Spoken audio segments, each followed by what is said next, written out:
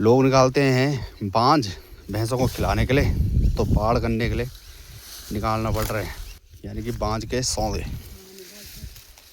किएगा नहीं बोल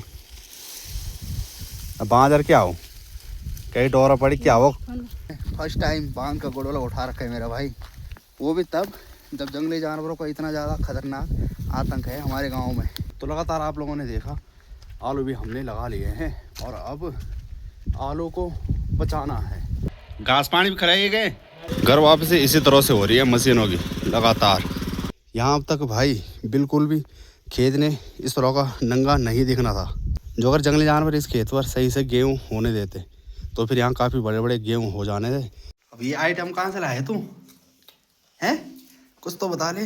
ये देखो भाई कितना बड़ा रहा होगा ये कद्दू, ये तो टोपी है बड़ी वाली हेलमेट है। सबसे पहले माँ चंद्रवनी बाबा केदार के चरणों में प्रणाम करते हुए एकदम राजी खुशी बढ़िया मस्त हूँ मैं इनके आशीर्वाद से। आप लोग कैसे हैं? मेरा नाम है सूरज बिष्ट, आप लोगों का स्वागत है मेरे एक नए ब्लॉग में। और ब्लॉग की शुरुआत हो रही है अपने प्यारे गांव जुराना से डेली की तरह ही। और सबसे पहले आज का मौसम दिखाते हैं। तो सूर्यदेव ने अच्छे खासे दर्शन दे रखे हैं। बाकी जो नीचे की साइड के गांव है वो बिल्कुल नज़र नहीं आ रहे हैं। और कल तो काफ़ी खतरनाक धुंध लगी हुई थी, आज थोड़ा कमी है। ये ढूंढ रहे अपने बच्चे को, इसका बच्चा नीचे रह गया और ये यहाँ पहुँच गए। राउंड पे राउंड लगे जा रही भूरी भैंस, ये पहुँच गई अब।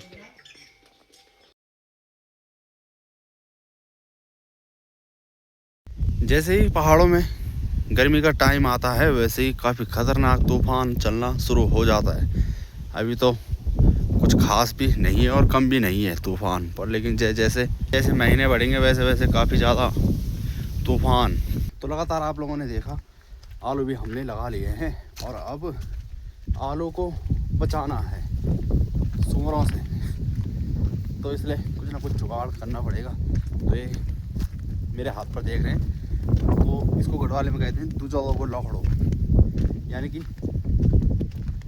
ये लकड़ी है जो, तो ये इस पर दो मुंह है और इसको लगाएंगे खेत पर, जिससे कि थोड़ा हमारा खेत बच सकता है। ये मेरी माँ का कहना है। ये जो होंगे मेरे हिसाब से 3 फीट। तो मैंने कहा जो अगर जंगली जानवरों को आना ही होगा तो पता नहीं कहाँ कहाँ से और कैसे पहुँचते हैं, पर लेकिन लगाने में क्या जा रहा है। नागरजा साइड वाला जो एरिया है तो यहाँ का सबसे फर्स्ट खेत हमारा ही है। ये मेरी माँ कह रही है कि ये खम्भ लगेंगे यहाँ पे और काफ़ी अच्छे से पैक कर लेंगे। बाकी अभी तो एंट्री नहीं हुई है गोड़ी बंदरों के।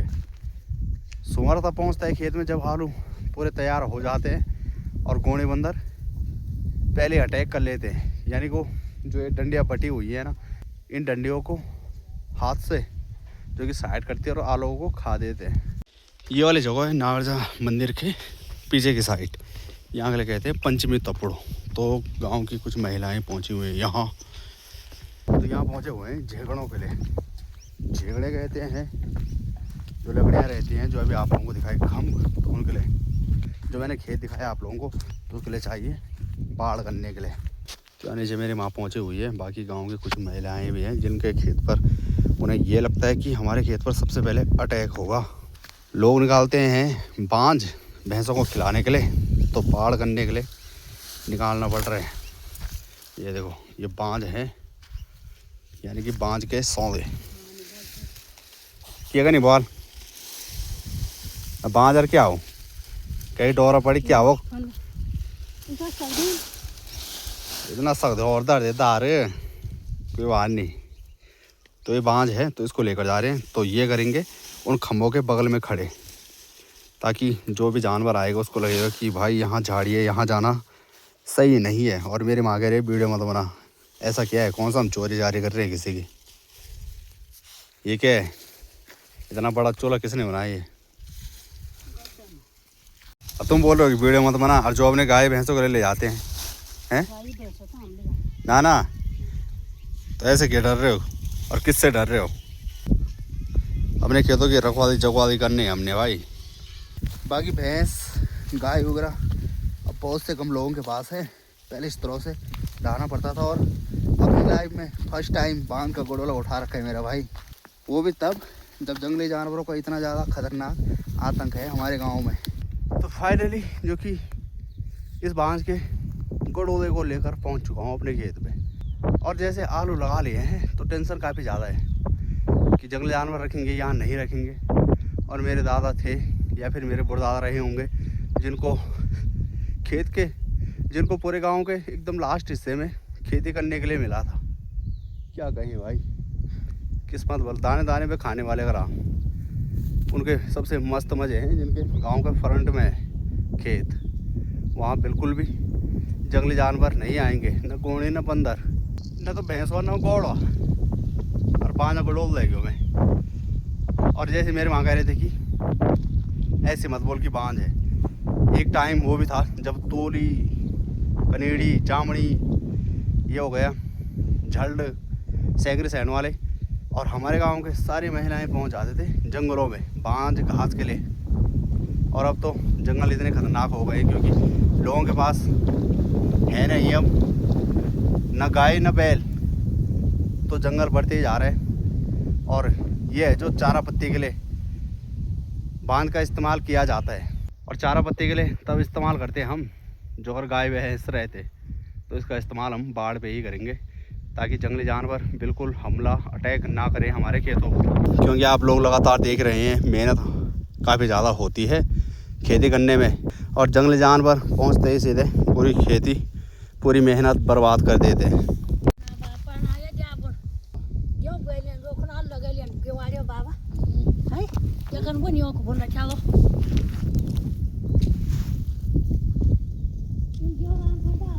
तुम आवरी अच्छा, मैं ले हूँ अभी। तो ताई का कहना ये है कि ये चीज़ दिखाओ तुम, और आप लोग ये देख सकते हैं लाइव। यहाँ तक भाई बिल्कुल भी खेत ने इस तरह का नंगा नहीं दिखना था। जो अगर जंगली जानवर इस खेत पर सही से गेहूँ होने देते तो फिर यहाँ काफ़ी बड़े बड़े गेहूँ हो जाने थे। ये खेती पूरी बर्बाद हो गई है। इन गेहूँ से बिल्कुल भी उम्मीद नहीं रखनी है कोई भी, क्योंकि ये जो गेहूँ हैं तो एकदम से थोड़ा ही ऊपर आएंगे, उसके बाद सूख जाएंगे और इन पर एक भी बालियाँ नहीं आएंगी। क्या करें। और इस खेती को बर्बाद करने का श्रेय जाता है जंगली जानवरों को। वो भी जो है गेहूँ की खेती है, तो इस खेती पर सुअर बिल्कुल हमला नहीं करता है। इस खेती पर जो हमला होता है वो होता है बारहसिंगा का, यानी कि जड़ों का। और जो आलू की खेती है तो आलू की खेती पर जड़ों का हमला नहीं होता है, आलू की खेती पर सुअर का अटैक होता है। घास पानी भी खराए गए।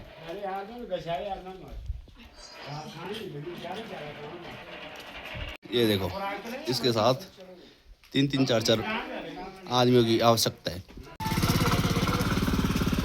घर वापसी इसी तरह से हो रही है मशीनों की लगातार। और फिलहाल इन मशीनों के एकदम पैकिंग हो जाएगी वो बरे, अभी निकलेंगे अगले हल में। इन पे लफड़ा नहीं है, थोड़ा कपड़े से साफ किया, पानी पूनी मारा और संभाल दो इसको। बैलों का भी झंझट ख़त्म। कहाँ डेली घास खिलाओ, कहाँ उनको बांधो। उससे अच्छा सरकार ने भी सही निकाला है ये, न घास न पानी। जब मन करेगा तब तेल डालेंगे और हल लग जाएगा। और ये वाली मशीन जाएगी हमारे गांव से सीधे नागर ज़्यादा पड़ रोड ही रोड घूम के। अब ये आइटम कहाँ से लाए तू हैं, कुछ तो बता ले। ये देखो भाई कितना बड़ा रहा होगा ये कद्दू, जब आधा फड़का ये है और आधा उनके ही पास। माननी पड़ेगी बात। तू लेकर आए, भारी हुआ। ये तो टोपी है बड़ी वाली, हेलमेट है, पहन के आता, ज़बरदस्त।